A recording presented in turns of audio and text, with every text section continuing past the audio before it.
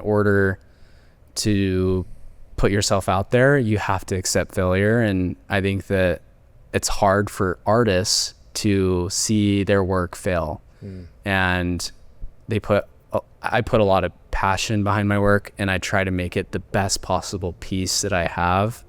And so when it gets perceived bad, or it gets perceived the wrong way, it's hard. Yeah. And I don't think that there's a way around it, but it's the only way to grow. I was gonna ask where you're from. So I'm originally from Las Vegas. Okay. And grew up there 20 years, and then went on a LDS mission, and then came back, moved up to Utah, Okay. went to school, and then ended up just meeting my wife here and staying. So Nice. So you're not from here. not from here. Cool. No. Vegas is awesome. Yeah. We go back there pretty often, me and my wife. Do you know the area? Just the Strip. Okay. I filmed a couple weddings at the Las Vegas Temple.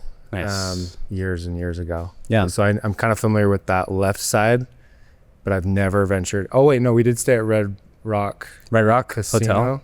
Yeah.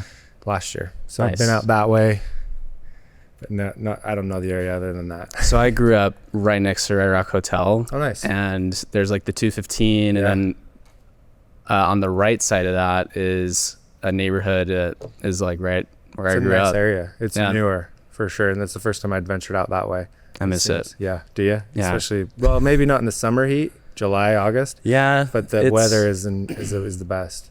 I think that like during the winter times, it's great, and you can still go out and swim and do all that. But even during the summers, I've grown to love it just because it gets me out doing stuff, swimming, and I love just being out there when I can. And Yeah. it's hard during the winters here. Yeah. You have for to sure. hunker down and just stay inside. Yeah. Well, welcome to the podcast, Tanner. Yeah, Thank thanks you for having me. joining us. I was telling you right when you got here, I know you just because Ben introduced us through social media. Not introduced us, but literally showed me your Instagram. Said, Cool. hey, I know Tanner. And I've actually seen some of your stuff, and I had no idea you had shot that. Oh, no way. Cool. Beautiful. Thank you. And then, so I'm excited to get to know you because I literally don't know you, and you're the first introduction outside of my network. Yeah. So- Yeah. I haven't really heard about you as well until Ben reached out, and Ben's awesome. So I'm an old dog, man. I've been doing this for a really long time, and Very cool. mostly just running a business now. So it's been fun. yeah. Especially And watching coming from Vegas, Yeah. like I'm trying to grow and learn who's all here and just kind of learn the market here. It's so an amazing community. I'm sure you figured out there's a lot of people. There's a lot of, I wouldn't say competition, but there's a lot of people to collaborate with, work with. There's all kinds of opportunities there. So I've loved it. And this is where I've grown up. okay. So Where did you grow up?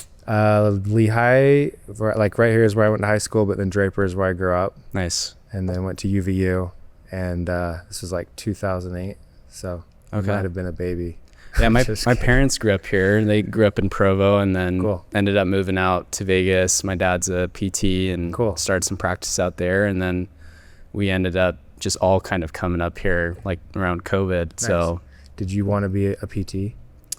for a little bit. Dude, Yeah. that's the fifth one, I think. Literally, I that's know. such a trend. So many people go into PT and then they end up being in filmmaking. Really? Yeah. I It's mean, like the fifth person, I think. okay. Yeah. So my dad was one of like the first PTs out in Vegas that started his own practices and did sports medicine for professional athletes Very and cool. like a lot of high-end celebrities. And Yeah. he ended up doing super well, and I just kind of like teched for him for a little bit and didn't really work in high school besides that. Yeah. And then was in sports like my whole life, played football and Cool. did the whole standard traditional family life. And yeah, it was fun. Very cool. I have lots of questions we can kind of go on in the personal life, but we want to focus this on your journey. I don't know how familiar you are with the format, but I want to do an introduction to yourself, what your name, what you're doing currently in your career, and just kind of give us an intro to who Tanner is. Yeah, so my name is Tanner Jackson, and I'm a cinematographer. I've been shooting for 10 years and started out shooting little videos, weddings, real estate, stuff like that. Ended up doing a lot more DP work once I got into college, and I went to BYU and did the ad program. A lot of talented people in there that came out, and I look up to a lot of cinematographers that have come out of that program, and really just kind of came up through learning just from others, and just seeing other people's work, and just being on set and just doing it. So who are some of the people that came out of there that like inspired you? Yeah, a lot of good ones. I think the two that I really look up to are Cole Webley and Paul Myers, crazy duo that's been here for a while. Their work's, I mean, nationally known. Yeah. And then there's some others that I look up to, and I think that a lot of the people that come out of that program just get set up with the skills and resources to make the things that they want, and collaborate with really, really talented individuals. And for me, it was a lot of just trial and error and failing and shooting as much as I could while I was there. And I learned that there were a lot more people that had ideas and wanted to direct, and there wasn't a lot of people that wanted to shoot. And so I kind of saw it as an opportunity to make work and just kind of grow. And I love the actual cinematography side. And so learning how to collaborate with them, and high school, I didn't really do a ton of cinematography work, and kind of started out doing the videography work and learning just from others that were a little bit more established in the industry. Way cool.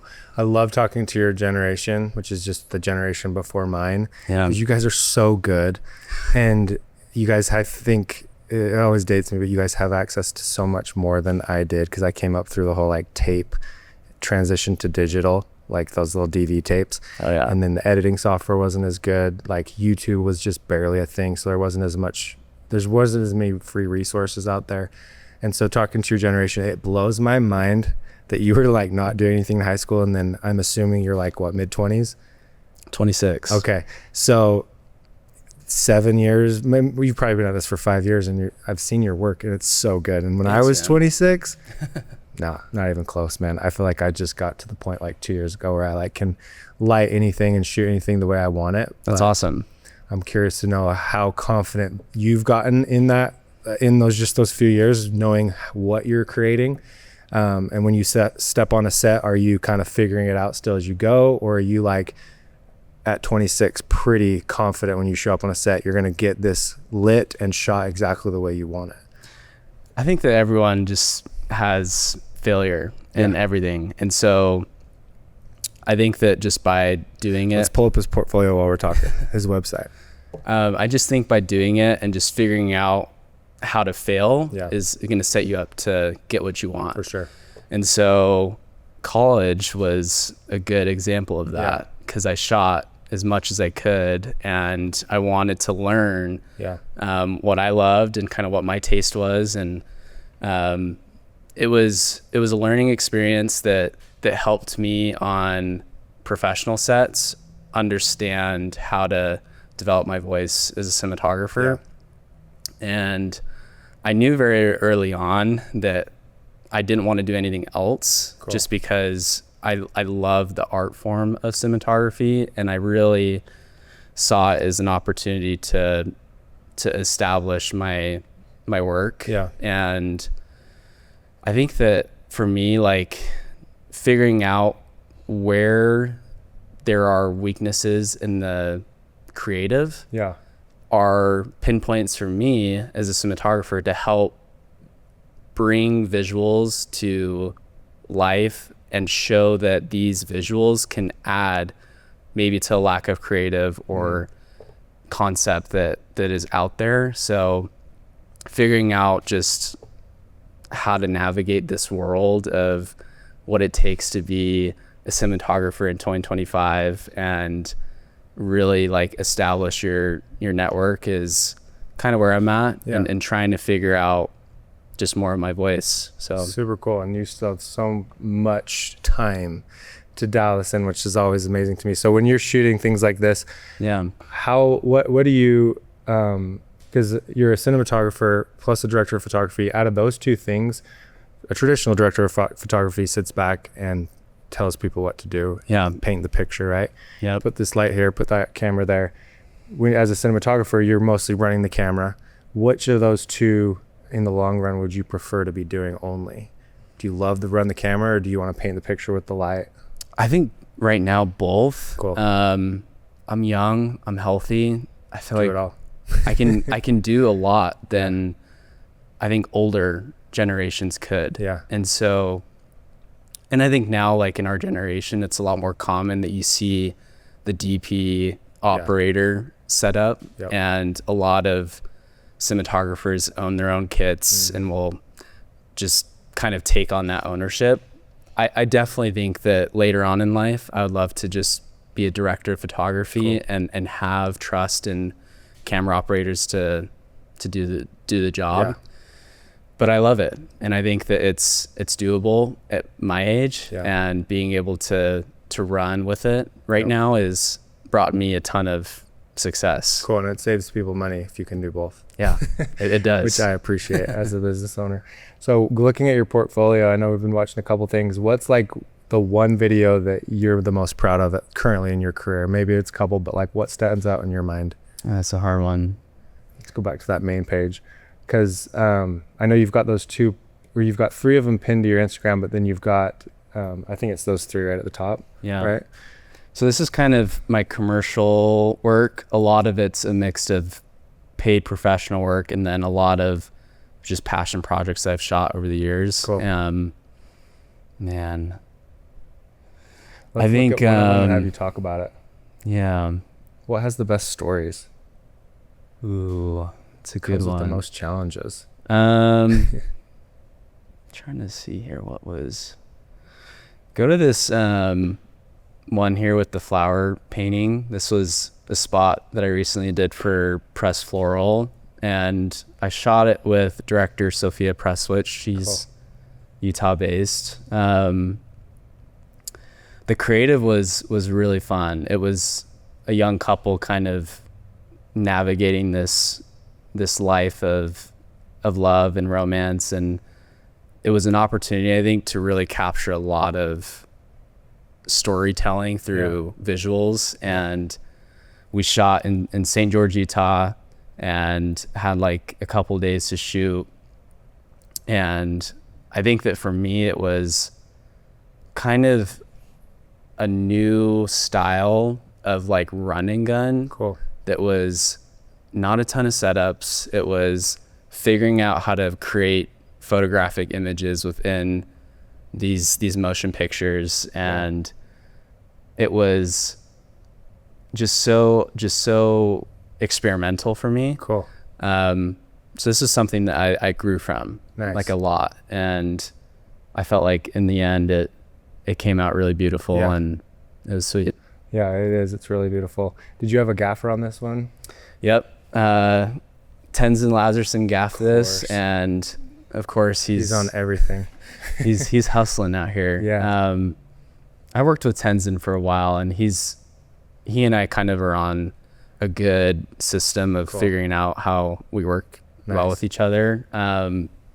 But yeah, it wasn't a ton of setups, and it was really just playing with natural light and just recreating some of the scenes in the house. We just did some exterior like morning lights and shape light where we could, and it was playing off of a lot of like shadows and silhouettes, and it was really kind of an art piece for them, and telling this beautiful story of him kind of delivering this gift to her, and Press Floral is the client. So I didn't know a ton about them and what they did, but I just knew that this concept was like just going to be a fun opportunity for me to express my cinematography work. Yeah. So what did you end up shooting on primarily? So we shot on the Alexa 35 with the Canon rangefinders, and this is my first time using the rangefinders. Very like painter-esque, cool, soft, dreamy. That was kind of the vibe of this one. And the Alexa 35 is just a beast for getting like naturally lit, low light setups and being able to recreate just images I think that you couldn't really get on other cameras. But I think that overall it was a lot of just working with Tenzin to create something out of nothing. I had him on the podcast. I don't know if you knew that. Yeah. He was, like, I definitely saw him post about it, and I was super happy back for here him. quite often with many, like he's always the gaffer that shows up with everyone. When you I was gonna ask you one last question. When you're choosing your kit, cameras, lenses, what do you have, like, is that intentional? Like you want to, or is it just you want to try these lenses? Yeah, I think that is that your camera, or you rent that camera, the Alexa 35? So I've actually been doing some ambassador partnership work with ARRI directly, and they've helped sponsor a lot of the recent shoots I've been on. Nice. It's a good relationship. Yeah, it's new to me, and it's new to them. So we're kind of working on building something that are it's going to be like an ambassador program for DPs. Cool.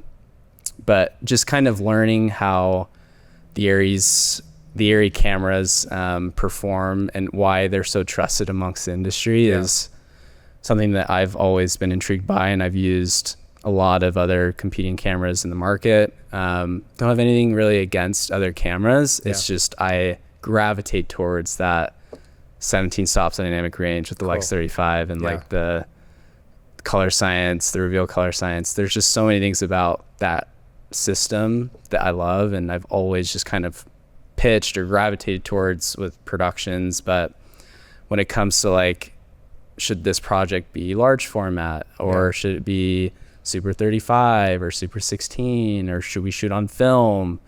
It really just depends on what the budget is and what the creative really is pushing for, and identifying what can be pushed is something that I try to help maybe like the director, the agency see why this would be a benefit.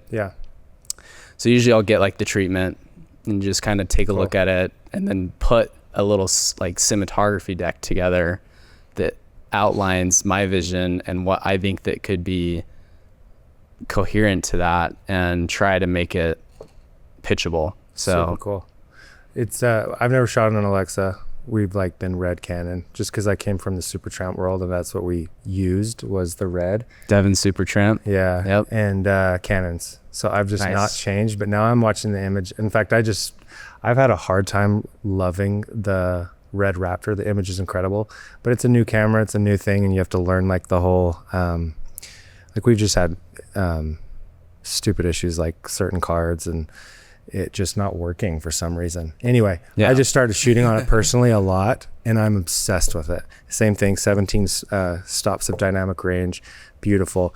But I've never shot on the Alexa, and I'm super intrigued by it and super curious. It's just like once you get invested in a certain amount of lenses and cameras, it's so hard to get out. Even the Sonys are so sick now, and I'm like, I'd have to buy a whole new set of lenses if I switched. So luckily I can put the Canon lenses on a red, but we have a set of cine lenses that we use. So right on. And it's all about, I think, kind of what you can create with lighting. And I think that the first thing that any cinematographer knows is how can you shape your subjects with light versus you could shoot on whatever. And I was taught that in college, like just being able to shoot whatever you want on whatever you have access to, and learning how to deal with light. Right. And I think that for me, and I think that in my generation, a lot of the conversations are about the tech or about the cameras. And for me, I just see that as an opportunity to learn, but also to not get super caught up and to just really take on like stories and take on really good concepts that the cinematography is a plus, and it's not gonna distract, or you're not gonna get caught up in all these different specs and trying to figure out the best thing. There's always gonna be a better camera. and things are evolving. You can shoot anything with anything these days. The dynamic range on even the phone is incredible. When I was starting out, you're gonna crush the blacks or the whites no matter what. There's just not as much range, and no one was really using reds because they were out of touch, at least too expensive. And I remember lighting in college, and I would use a pretty harsh light on subjects, and it was hard to find to be able to see the shadows, the detail in the shadows, plus the skin tones. Yeah, if they're blown out, and then the backdrop is, you can see the shadows, or vice versa. Nowadays with the cameras, I mean, it was probably 5 years ago where all of a sudden I realized I can throw a harsh light on someone and get these cool shapes and textures out of a shadow. Yep. I couldn't do in the past as easily, and it looks so good. And so it's really cool to see where the cameras have come. And now it's like you said, I'm not a tech person. Like, I can't even speak like you do with all these words, but if I have an image and I understand how to create a good image with light and a camera, it doesn't matter what you use. And I try to teach people that, especially with like phones nowadays. People are, what camera part? Yeah. And it's like, yo, just use your phone. You can create really good things if you just understand light. But I agree with you 100% as far as like, it's not about the tech, even though people love that part, right? It's cool to talk about. Yeah. It's really just about having that experience to create a good image. Because looking at all those images of your last video, just even painting that shadow on the wall with them was so cool. Thank you. Just like, you could tell there's a lot of like soft light coming through the window, but then there's some harsh light, and being able to have that dynamic range these days to play with is just so fun. It's like, if there's a good story and you're able to have a clear direction of kind of what the director wants, what the agency wants, the client, you're able to just start painting, right? And that's the fun part for me. It's like, I can go into a situation, I might not have a clear plan, or I might see something that is going to be way, like with shooting that scene where they're kind of silhouettes dancing in the wall. I just kind of set up some lights outside with Tenzin and was like, we should just try to get this silhouette shot. And I remember there were just moments where it kind of felt really boring, and we were like, well, what can we add to this shot to make it feel a little bit more dynamic? And Tenzin was like, can I just grab this like tree branch and just kind of wave it with like the light just to see what it does? And we had like a couple of people just like waving the branches as they were dancing in the wall, and it just felt like it filled the frame. There was motion, and it wasn't like just two shadows on the wall dancing. And just stuff like that is so, it makes me feel good when your team and like your gaffer and your grip team, they're all just collaborating and pitching ideas, and I'm not super strict on going a certain way and sticking to it. It's kind of figuring out the flow and just trying to paint like with your camera and make things really push for things if you can. Yeah, so much trial and error and just trying things. And one thing that sounds like you're tuned into is just your intuition when you're on set, and it's like, man, this doesn't feel right. It's like, this isn't speaking to me. And I have that all the time where it's like, what is this? Yeah. And if it's not there, it's not there. And so you try things, you move some lights, you're like, all of a sudden you're like, oh my gosh, this is it. This is the thing. So being able to like feel that and hear that is like huge. And it's only gonna get better for you as you get older.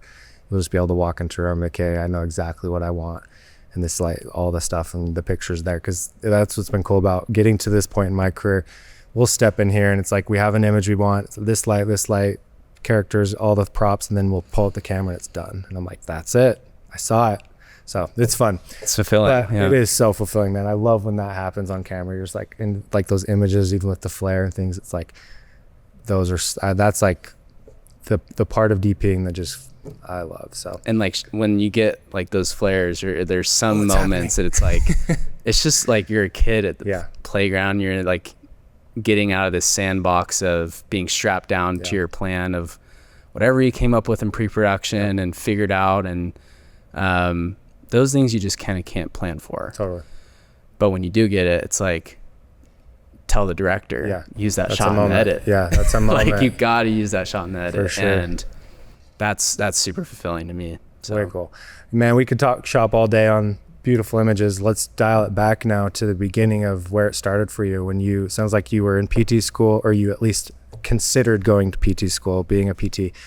At what point even was it before that? Did you like movies? What spoke to you to like go this is the direction I want to take my life to be a cinematographer? Loved movies growing up. Yeah. Watched a ton. Studied like, I just think the good movies. I grew up in that Marvel era, and seeing how well those did, and seeing like all the Star Wars remakes. And I think that for me, there were originals that I looked up to, and then there were new movies coming out that were just groundbreaking movies. Yeah. And like seeing Avatar in theaters was like a really, I think that was one of the first. And then the first movie I ever saw in theaters was Harry Potter and the Prisoner of Azkaban. And the Harry Potter movies for me were just really, I grew up addicted to that franchise. That's and awesome. So learning kind of that I love movies, but I didn't think that it was possible to hit or to work in this industry. I just kind of resulted to what I was told to do, which was to go to high school, get a degree, go to college. In high school, I was doing a lot of sports, doing some PT stuff for my dad.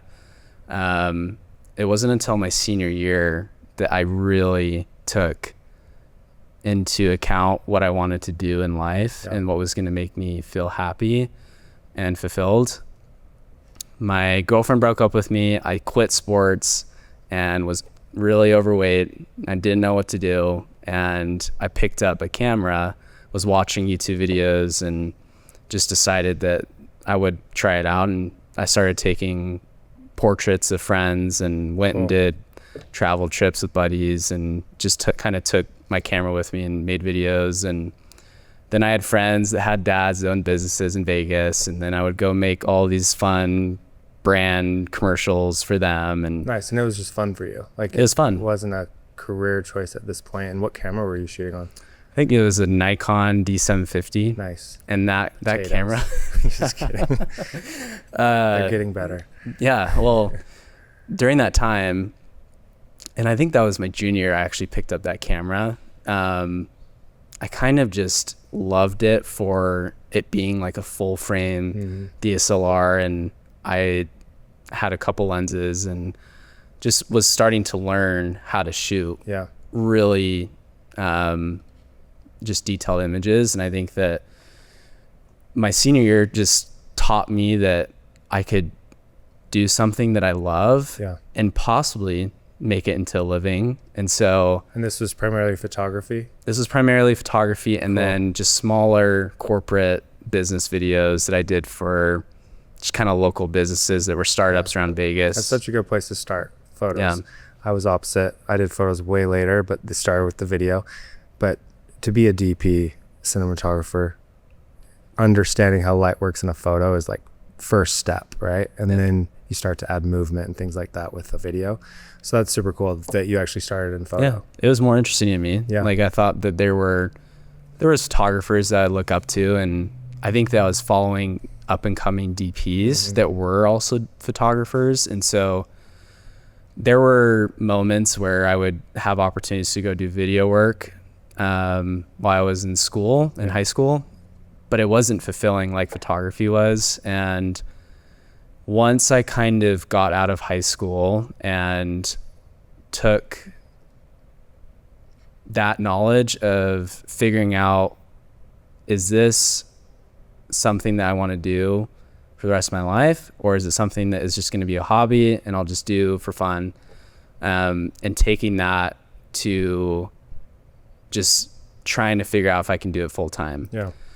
And I got a lot of support from friends that were telling me that, hey, your work's really good. Like you should do this for my friend, or you should shoot my wedding and do this real estate property. And I'm like, I don't even know how to do these things, but it taught me just, I think, how to shoot like little videos. And so I started out doing that for a while, and was freelancing for a couple of years, shooting weddings and shooting portraits of friends. And I would kind of shoot everything that I could. So wherever I was going, if there was a trip, if there was a concert, if there was, I don't know, like a friend that wanted to go out and do a photo shoot, like I was down. Yeah.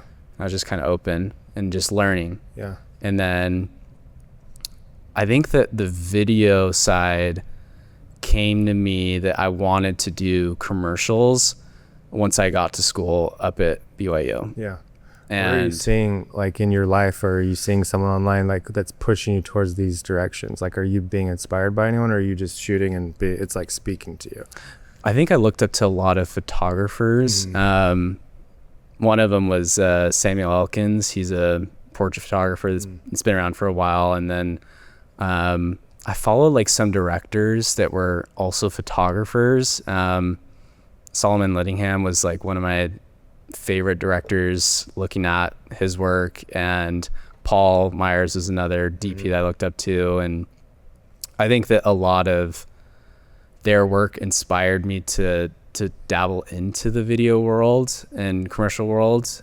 So figuring out how to do that throughout my first couple of years of college was super hard because I didn't know where to go. Yeah. And so I would just try to make these opportunities happen by shooting spec work with friends or going out and shooting passion projects that were for brands that I loved. And coming up to Utah, I was trying to figure out what are like some cool brands up here that I could do spec work for and not even charge, you know, but I just wanted to build a portfolio and just kind of run with that. And then I think that once I found the Ad Lab at BYU, I started to realize that there were insane pieces of work that were commercials and coming out of this program for national brands. And I'm like, well, how are they working with these brands and how are they doing these big productions? And so that caught my eye like early on. And I think that film was also something that I wanted to possibly like minor in, but I just realized that the ad program, you got to shoot a lot more than the film program because the film program I've never heard of that, the BYU Ad Library. Or it was the BYU advertising program. Ad Lab. And then the Ad Lab was their in-house agency, or it is still. And then it's run by two guys that have come from agencies, and they're more creative directors that kind of oversee the projects that come out. So a lot of the work that I was seeing was commercials and bigger production work. And the film program was doing maybe like one short film a year. And I was like, so much theory and it doesn't, you're not as hands-on. And this is the first time I've actually heard of that agency at BYU. Asher Huskinson, he also was in advertising at BYU. He's a great friend of mine. And so that's interesting. He didn't talk about the BYU Ad Lab though. Yeah. So that's like an actual production house that's producing commercials for companies. Yeah. Well, spec work. So it's part of the program? It's part of the program. And they do have some paid clients that come in. And I could talk about that with one of the projects I worked on my senior year. Yeah. But majority of the work is spec work so that students can build their portfolios and pitch to agencies how valuable they are in the industry. And they set you up for success because they give you the tools, they have red cameras and like resources, and then a lot of people that are willing to help on set. And then there's just awesome creative minds in that program that would come up with concepts and decks of ideas. And there wasn't a huge emphasis on the film production side of the Ad Lab. And they've always taught us that they're not like a production company. They're an in-house agency that is connecting students with agencies after they graduate. Whereas the film program was, how do we learn film theory and how do we create something our senior year that's gonna, I don't know, like make it out there. Future. Go to Sundance. Like and writing scripts, probably less shooting. Exactly. And that to me was hard because I was shooting in school So I would go and shoot freelance work in Vegas, and I was working with already agencies and learning how the real world of production operated, and was working with a lot of different clients and people already. So it was hard for me to take a step back and just learn theory. I wanted to be a lot more hands-on. And so the Ad Lab was a big proponent in helping me grow as a cinematographer and shoot a ton of spec ads. And that kind of led to me just kind of figuring out that I could do this and develop as a cinematographer out of this program. Very cool. So let's talk about that senior project that you did. Yeah. And it was in the advertising program, right? Yep. Cool. So is that on your website? So if you go to my narrative work, this is a branded short film for the Utah Jazz that they had come to our program and asked us if there were anyone that was interested in submitting a treatment for All-Star Weekend. Yeah.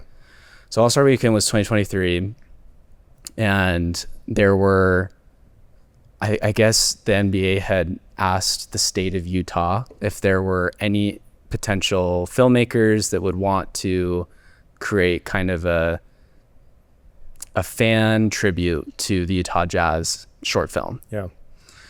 And there were a couple buddies of mine in the program that were interested, and I kind of pulled together a team and was like, guys, like we should submit like a treatment for this and just see what happens. And we ended up creating a treatment, putting it out to the bowl of other production companies, and we got a call one day that they were wanting to do something with us, and they had chose us over 20 other production companies, and that was... These are companies, and you're a senior concepting things. That's pretty incredible that you're competing against agencies and ended up, looks like you won out. Yeah. Yeah. And there were some people at the Jazz that had come out of the ad program that I knew, and they obviously were trying to help, I think, us get the opportunity, which was a huge benefit in our favor. And it helps that it was in Utah and students maybe that were working on it. But for me, I was so stoked. I got the call, and our team was just like ready to shoot, because we had 2 weeks to basically go out and film. And then the edit was, I think we had to turn it around within a couple weeks after that. And it was premiered at All-Star Weekend, and it was just an awesome experience. That's so cool. How did you come up with, I guess, talk me through the ideation of it and working with a team and coming up with this concept? Because as I'm watching this, it doesn't speak jazz, right? And there's obviously some nostalgia going on that I'm just kind of reading it as we're watching it. Yeah. But tell me about how you came to this idea and how you worked through it and got it on film eventually. So the NBA actually had a brief that they had given us some broad ideas of what we could do and what were the genres. And one of them was telling the story of an older jazz fan and a younger jazz fan. Is that Stockton? John Stockton? Yeah. We recreated a John Stockton in this. That's cool. Sorry, not to cut you off. Yeah, it was fun. So the concept was an older jazz fan comes together with a younger jazz fan, and they have this conversation at a laundromat, and he has this Utah Jazz vintage shirt from the 80s or whatever that he kind of had these stains on it that were from games of him interacting with players, spilling like drinks on him and ketchup and just all these memories of stains on his shirt. And he was telling these stories with her, and they were bonding over just all of the Utah Jazz history and how close they've gotten to winning a championship and how that just we haven't won a championship. And so we figured we had a couple of different ideas of where we could shoot and how we could shoot it. But I think that we ended up landing in the laundromat and sticking to one location because we were able to really go out and film these sequences of like these flashbacks that he had during these times when he was younger, going to jazz games and going or like being at home and watching them on the TV like in the 80s or whatever. Yeah. And it's kind of a sad moment towards the end because he ends up kind of sympathizing with her. Yeah. That Good luck being a jazz fan. when is the moment that we're gonna have a victory party in the locker room and everyone's popping bottles? Like, you know, it's just everyone's dreading the fact that we just have never won a championship. And so we wanted to stay true to that, and we wanted to paint that in an honest reality. And for me as a cinematographer, I came in knowing that I had a lot of tools to make this into something that was a little bit more non-traditional than what I had been doing, which was commercial work and strictly ads. And this is like my first narrative branded short film that I was just trying to figure out as I go. And I felt like before, I never wanted to dabble into movies, even though that I loved movies. I just thought it was impossible. And it was a completely different style. I had to rebuild my portfolio, and it was just super daunting to learn. And then this project was the first time I felt, oh, this is really cool. That's awesome. And fulfilling to me that I could do this and work as a narrative DP and also do commercials. And I feel like learning how to be a narrative DP is going to set you up better for commercials, because I think the more narrative the commercials are, the better the commercials are, and the concepts come to life a little bit better. Especially nowadays, it's like, and it becomes a brand piece. And I'm always pitching this to clients. It's like, you're going to hire us and get high quality work versus hiring someone that maybe is a little cheaper, and it represents your product in a bad way and makes it look like a cheap product. But if you have a beautiful story, a beautiful narrative that entertains people, that isn't just to sell a product, which it's almost like a subliminal thing that's sprinkled out and it's entertaining, and then eventually it like ends with a call to action or whatever. I 100% agree with you. I think that's especially where things are going. Things are becoming more real because they need to be, right? Because you can create crap with AI now. That's scary. Oh, and I'm sure coming up when you are, it has to be, I have to imagine it's a little more scary, just because it's like, I mean, I've been dabbling in VO3, and it's like the things you can create now, and I'm like, it changes monthly and it's getting better and better. But going back to the point of having things be more real and having character and having a story that doesn't come from AI, and it's actually coming from a person, like this person that's, you know, being nostalgic with the jazz, that's not made up. There's a story behind that, and people connect with that. So that's the hope we have, is this true stories and experiences are going to stand the test of time, and AI just will make our jobs easier. And I totally believe that there will always be some sort of human connection throughout any AI video that you see out there. People will feel that. And I think that something that I was taught to in school was, throughout advertising and commercials, you want to make people think, feel, and do something. And I think in order to do that, you have to be human. And you can't just think that there's going to be a piece of work that you do that's just promoting a product. Like, you have to do those things. You have to make people think something that's going to make them change, feel something, so that you can connect and empathize, and then causes them to do something about it. And so for me, that helped me realize how commercials can impact people and how films impact people, and trying to figure out how the two kind of mesh together. Because if you look out in the world, there's the way that it's been for forever is production companies and agencies working together to create something. And the biggest spots that are done for Super Bowl and everything, it's learning how to work together and not separate and just collaborate. Yeah. So I think that for me, and kind of how the world is adapting, it's a lot of people just taking on a lot of responsibilities and saving companies money, because the film industry has just been so hard over the past couple of years. And I think that even talking to like camera companies, it's like business has been crazy.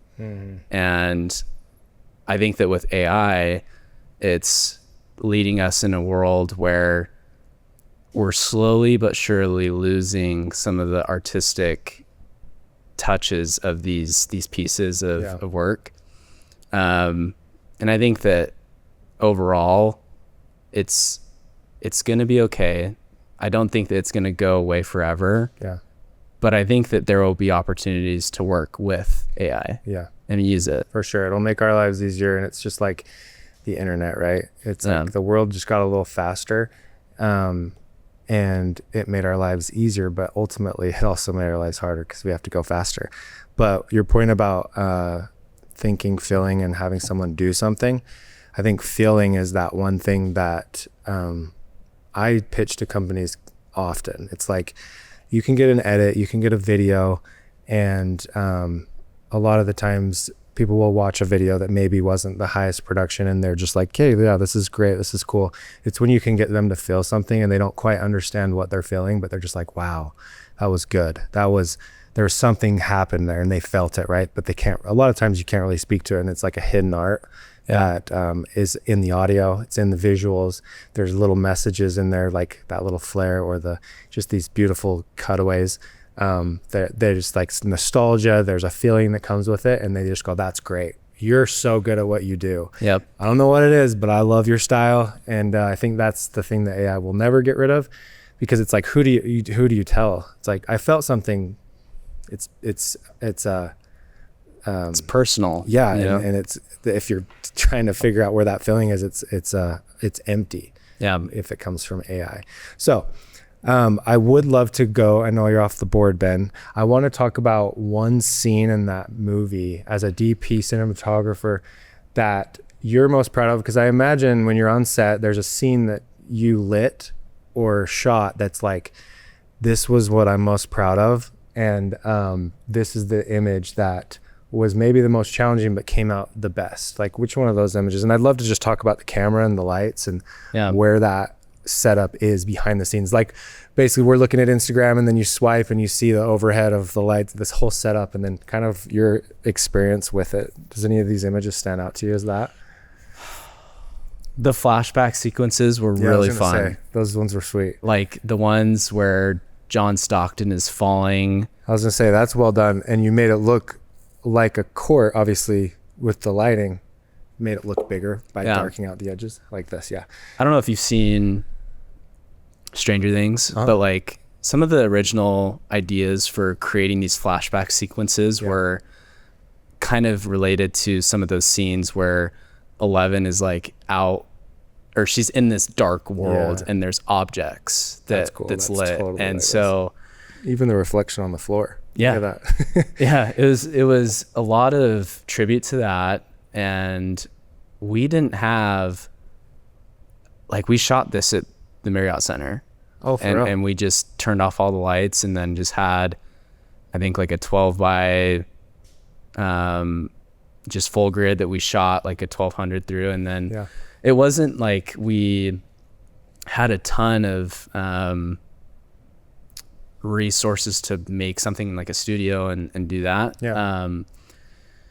But we wanted to do this flashback sequence of when the old man is younger and at a game with John Stockton crashing into him, and he spills like his hot dog, and he's just so grateful for that moment because that's a meaningful stain. Yeah. And that's something that he'll remember and he talks about. Yeah. But I think that what was super just interesting with those flashbacks were how simple the lighting was and how it felt not like a traditional flashback scene where it's like black and white and it's like outdoors or something, sepia tone. Yeah, and our colorist that colored this project, he's a good friend of mine now, but he also wanted to play into this feeling of it being just super kind of grainy and like unworldly. Yeah. So yeah, there were flashback moments like this, and then when he's like at his living room watching one of the games with his friends, you kind of get that same flashback vibe. It's got the same look. I mean, you got really dark edges. He's in the middle, moody lights. It definitely feels the same. Like when I was watching it, and we have sound off, which is always fun when you're watching a film, like sound off and just focus on the visuals. Yeah. Anytime as you're talking, it went to a flashback. I knew exactly what was happening. So that's really powerful. So go back to that scene and just tell me about the setup and your camera selection and kind of everything you chose as a cinematographer there. So for this shot, we were on a Fisher Dolly, was shooting on the Alexa Mini LF with the Area Signature Primes. And the whole film, I think we just needed as much light as possible because we wanted to have these worlds where they were super low lit, and we wanted as much information as possible. And so, and I think that the Signature Primes were an awesome lens choice for us and gave us really good characteristics and like textures of people's faces and sharpness, and we were able to manipulate it a lot in post. But I think that overall the movements and the way that it looks throughout the film, we had like two different looks. It was the flashback sequences and then the laundromat. And I think with the flashbacks, they were all kind of single point sources with nice big diffusion to hit as much people as we could, and kind of pockets of light that were reflections, just little subtle things like that to help build depth. And then the laundromat was, I took some references from movies. Candyman was one that there wasn't like a ton of movies that had done scenes at a laundromat. Yeah. So it was like, well, I can kind of create something fresh, I guess. And so I took a lot of inspo from a couple movies like Candyman, and then Spider-Man 2 was like there was a scene where he's reading a poem about Mary Jane or something, and I was like looking at that and thinking of ways to create something similar. But I think that in here we were able to shoot all of the laundromat at night, and we played a lot with what the overheads are doing. We just kind of blacked out stuff, and we shaped them with some like 22Cs on the tops of like the washers. Tenzin was the gaffer on this one as well. And I was just super pleased with how the lighting felt in there and what they were doing to both of their faces. A lot of them in the laundromat is just them leaning up against the washer, having a conversation, and trying to work with subtle movements and frame in ways that felt like it was a bigger space because it was tight. Yeah, that's super cool. And one thing that I'm going to talk about that I didn't really understand that at a young age is the relationship between lights and the camera. And in college, I just didn't understand that the brighter the light, the darker the image will be on the camera as you drop the exposure to match the light that you lit. So that dark area that you're talking about, having so much light on that one section, and then just makes it so that obviously the camera, if it was set at a traditional exposure, they're blown out if you're going to see the whole image. And then dropping, the aperture or the adding filters, anything you need to get that image to match what you want. It's the relationship between light and the camera, and that's what I wanted to kind of talk about, was like how many lights you had there. Is it just one big light that you had on that dark scene, And then just the Fisher, is that it? For the flashbacks. Yeah. It was just like a big source of, I think we had the 1200. We just shot it through like a 12 by, full grid that was soft enough to give us what we want. Yeah. And,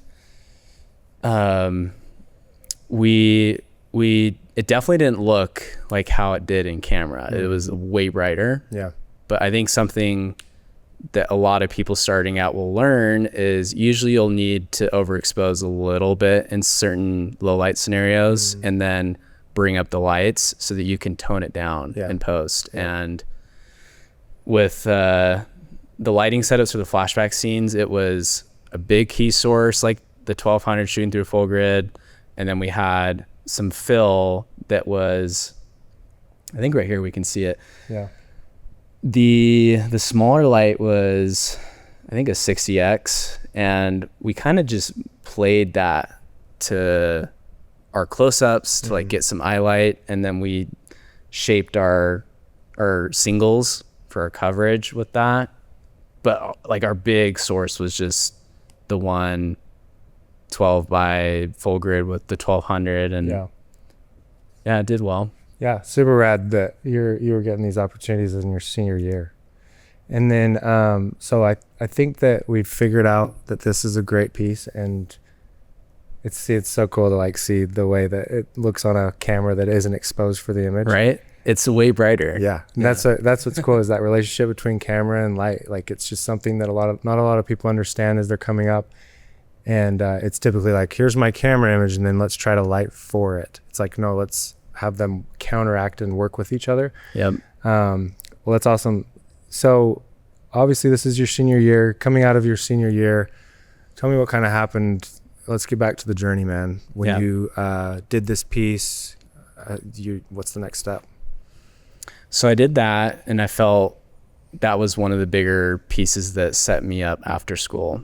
And I decided that I wanted to stay in Utah for a little bit and just kind of get my feet up. And I knew that there were directors here that I was wanting to work with. And I think that when I decided when I graduated to stay in Utah and just commute if I needed to Vegas or to LA, I was doing work kind of all over the country after I graduated.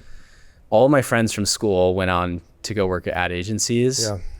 And I got to do a lot of freelance work with them because we did a lot of spec work in college that led to them remembering me and just paying that back, I think, because those spec projects were a lot of work, and they weren't projects where we just kind of came and showed up. They were very, like, there was a lot of hard workers. And after I like graduated, I started reaching out to people that were agencies that were friends of mine from school, seeing if there were any opportunities for campaigns that maybe the production companies didn't take or something. It's really hard to compete against production companies. As a DP, you got to find your directors, and you have to find, eventually you'll need an agent, and that's just how it works. And I think that right now it's really hard to break into the industry of getting an agent and being traditional DP. You have to kind of grow with social media, build your presence, and create work that is so uniquely different that agents will come to you. And that's something that I was taught right after I graduated. When I was reaching out to agents, I was sending like 200 emails a day trying to get my work seen. And I actually got some advice from Paul Myers, who was telling me that I shouldn't be focused on that, and you should be focused on making good work, that when the time comes, you won't have to reach out to people, they'll reach out to you. Like, your main focus should be making the work that you want to make. And I think that for me, I that stuck with me, and I just wanted to keep making stuff. It was a lot of spec work still that I was making with friends from school.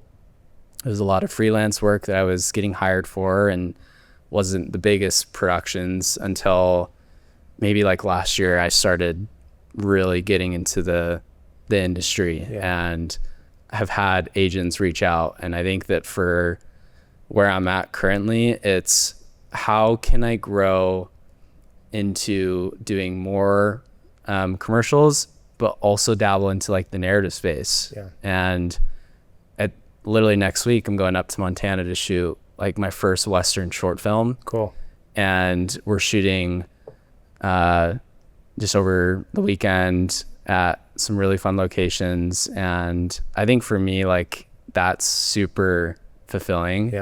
And I can find ways to make money in the meantime and support my family, and just kind of go and do the work that I love. And I know that if I lose that and I just stop taking on spec or passion projects, that it will, I think, hurt me in the long run. Because if you look at the biggest DPs that are out there, directors, they are older and they've been doing this for years. And I know that I'm young and I have a lot to learn still. And so seeing the older generation succeed and how massive their work is, it's really cool for me to grow at the pace that I'm at. And I've accepted that. So that's really rad. And I want you to talk a little bit about this ambition that you have and this push that you just seem to have naturally. Like, you seem to just like to hear that you're sending 200 emails a day to agents, which I didn't even know you needed an agent as a DP, because my whole thing is like relationships, right? And like even knowing Tenzin and knowing Josh Miller and even agencies in Asher, and there's a good group of you guys that are all kind of the same age that seem to all have this really cool network. That's like 10 years under me, and it's really fun to watch. And I want you to kind of talk about this hustle that you've got, and where does that come from?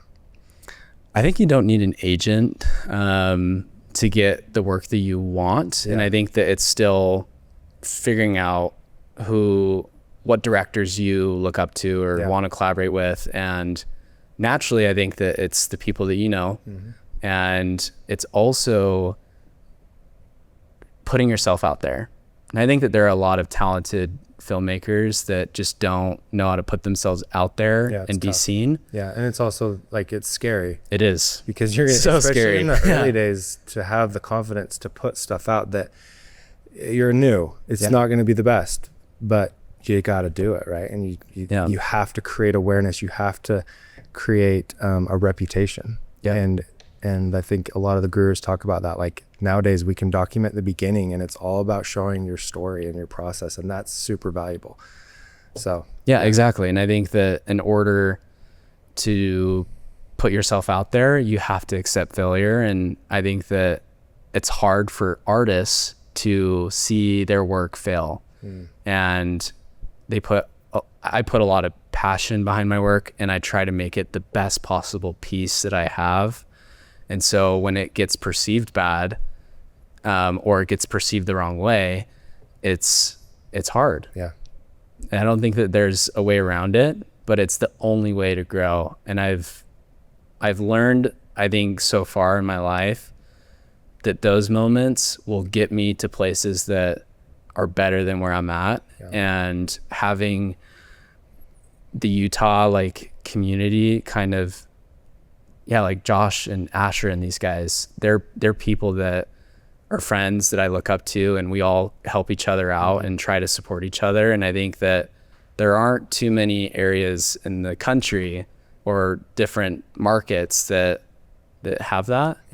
And that's kind of why I've stayed. And I haven't moved back to Vegas, or I haven't gone out to LA, and I want to be here and to grow here. And I think that it's really daunting to put yourself out there, and the only way I think to learn is just to fail. So, and obviously people know who you are. The fact that Ben reached out to you and you've been doing that, going back to the original question, why are you trying so hard? Where did this grit, this drive you have, it seems, Where'd that come from? Well, I grew up doing sports. Yeah. Was taught that, I think, in football. My parents split when I was 12. And so my personal life, I felt like I had a lot of different hardships that shaped my character, but also taught me how to basically survive and to learn these things on my own and not have support and the resources to do it. And I think that there were moments throughout my life that I wish that never had happened, but were out of my control. But I accepted that and looked up to people that were doing it, and that motivated me to get out and make it happen. And I think that it's hard for people that maybe had a lot of resources or had support systems that allowed them to do what they want, and it's like now they're learning and how to fail and do these things. But accepting that failure is going to happen, and in order to be the best of the best, or to be at a level that you can compete with other DPs, cinematographers, or just anyone in the film industry, it's building relationships and learning how to fail. Is the biggest. That's cool. And I can relate to that. My parents split when I was 10. Okay. And this it's almost this unknowing drive to like do something I can relate to. And one of my favorite quotes, which is unfortunate because I think we're heading the wrong direction right now, but it's hard times make tough men, tough men make good times make weak men make hard times. It's just this cycle, right? We're kind of in this this good times era, right? And who knows what's going to happen. AI, everything's going to make things way easy, and it kind of makes people complacent, and it's a little bit more rare these days to find that the people with the grit, people that are going to go out and make it happen, that aren't just waiting for an opportunity, they're going to go make it. And that's why I asked that question. I think it's super important for people to hear and understand, like, you got to have that grit. And I think it's even harder nowadays to show up as an amazing DP or a cinematographer, because there's so many. A lot of you guys came from the full-time filmmaker era, right? Where like he was like this resource for so many people, and that's not the only place it came from. That's just what I'm the most familiar with. But the resources are there, and there's so much. It's like now you got to just go do it, right? And make it happen.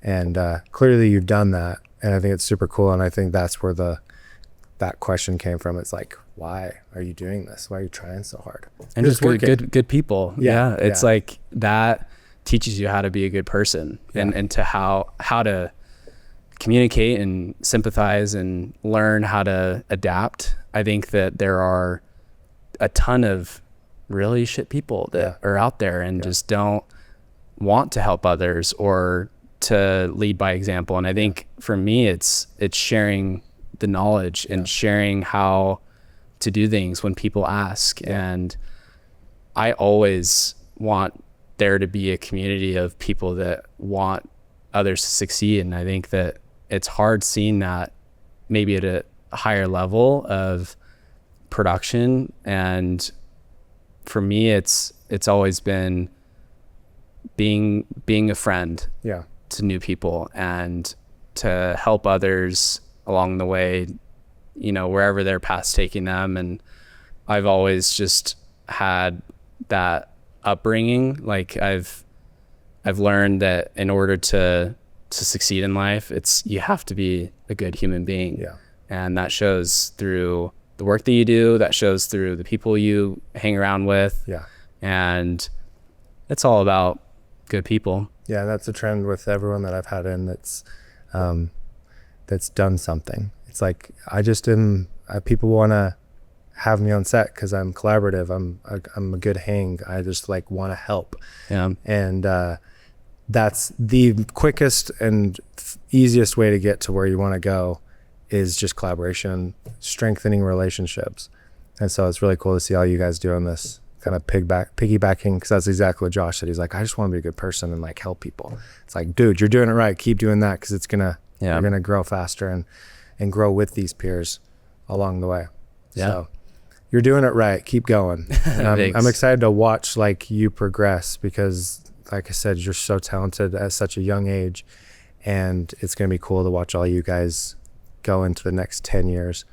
And I kind of am curious, with that said, is there a route, and this will kind of lead into the last question, which is where you see yourself heading in the next 5 to 10 years, but like, where are you headed? Are you going to own an agency? Do you want to run a team? Are you always going to shoot? Do you want to be just a director of photography on features, commercials? Like, what is the next little bit looking for you? Like, where are you heading?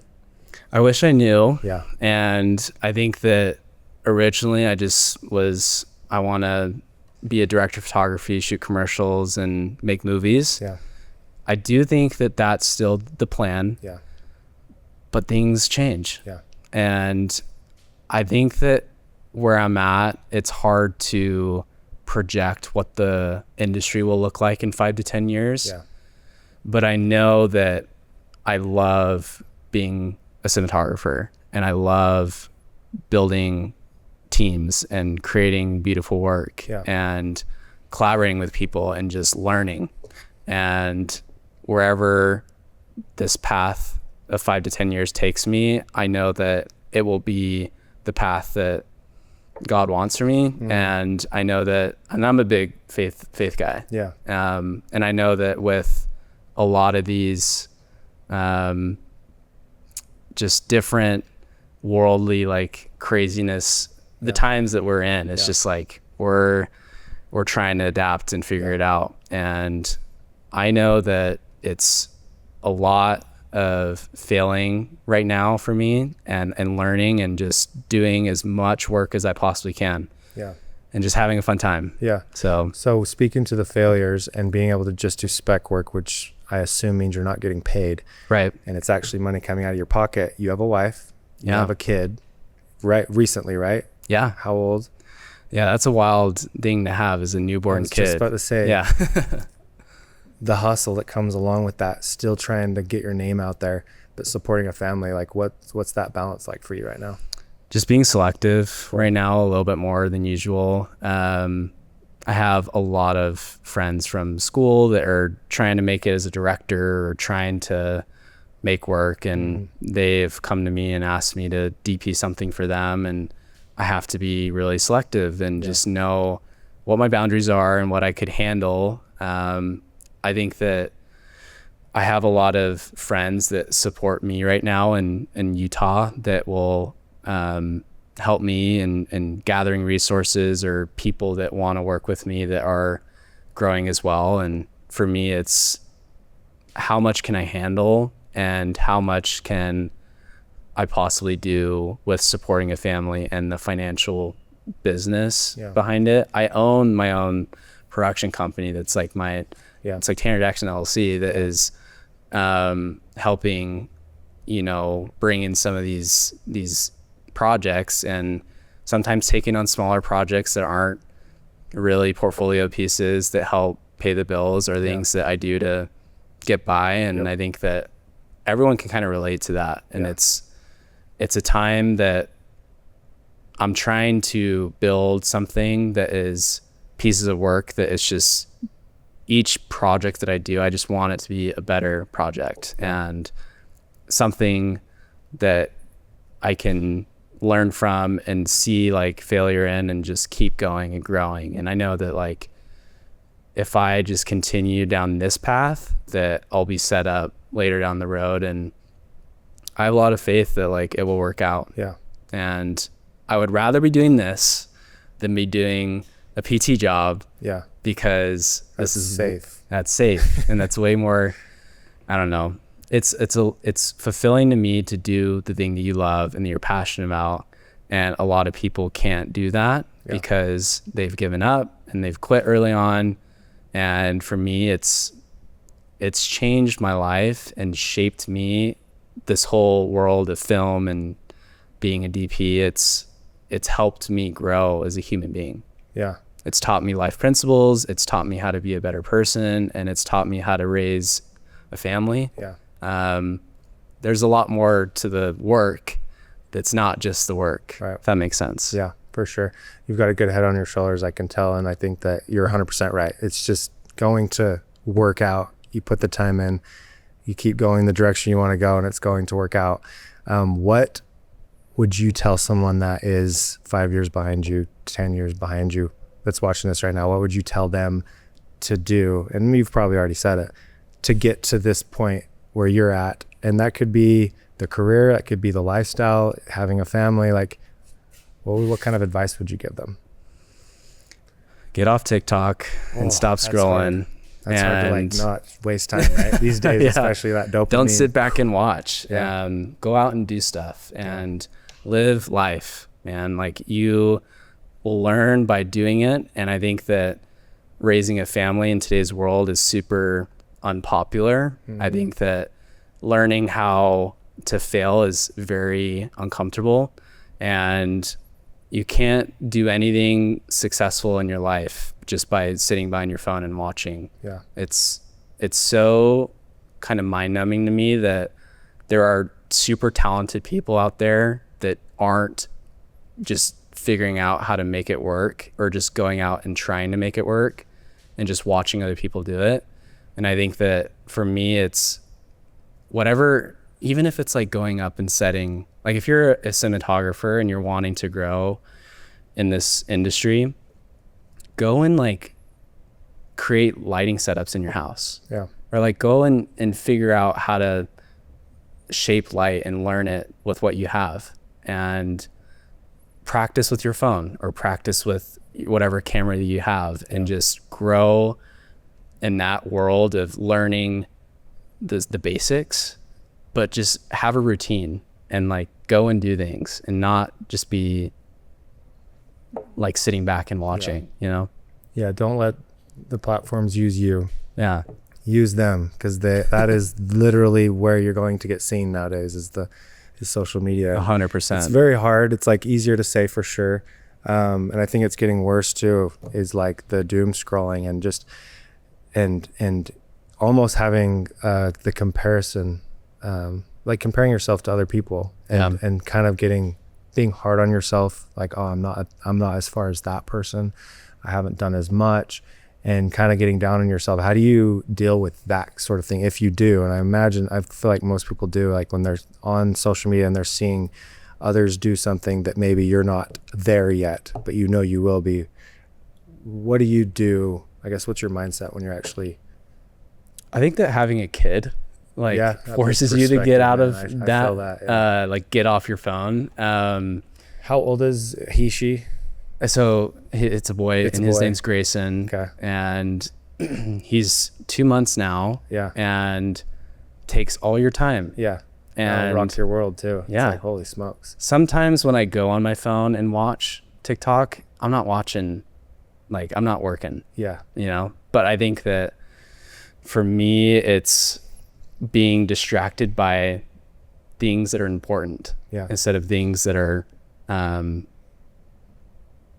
just there for you. Like, it's hard to word this, but I think that if you're distracted by things that matter, and having a support system, going out and having a routine and learning things that you don't, it's less of a problem to compare yourselves to other people. Yeah.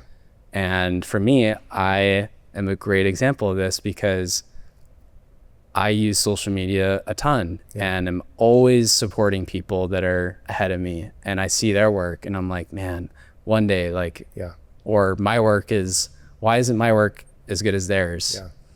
And for me, it's acknowledging that this is their journey, and everyone's different. And my journey is specific to me, and that's what makes me unique. Is I don't have the problem of I don't have it as much as a problem as I did before, because I'm distracted by a lot of things that matter, that I've developed a routine that allows me to get out of that.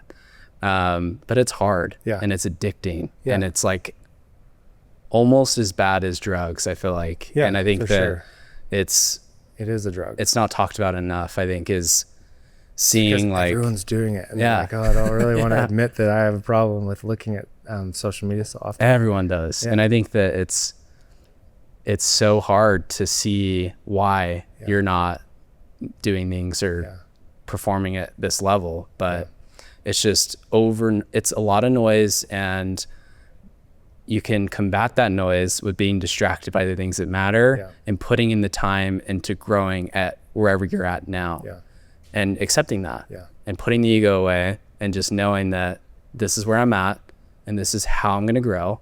And if I really am passionate about this, then I'll accept the path that is in store for me. And that's kind of how I deal with it. Because I'm not, it's still a problem. Yeah, no, and I think everyone deals with it for sure. And so I think the way you said that, it's, I'm completely blanking on what I was going to say about what you do. And it's, oh my gosh, I'm having a complete brain fart.